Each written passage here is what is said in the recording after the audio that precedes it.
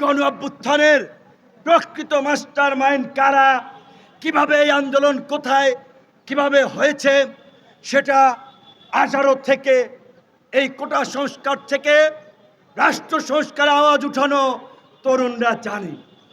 কাজে আপনারা যদি তরুণদের এই আন্দোলনের স্পিডের সাথে প্রতারণা করে কোনো ফরম্যাটে আওয়ামী লীগকে ব্যাক করানোর চেষ্টা করেন, আপনাদেরকেও গদি থেকে নামতে হবে, এটা জেনে রাখেন।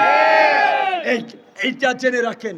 শুধুমাত্র সরকার অকার্যকর হবে, দেশে স্থিতিশীলতা আসবে না, সংকট ঘনীভূত হবে। এই কারণে এতদিন কোনো ওইভাবে জোরালো কথা বলি নাই, সরকারের বিরুদ্ধে রাস্তায় নামি নাই।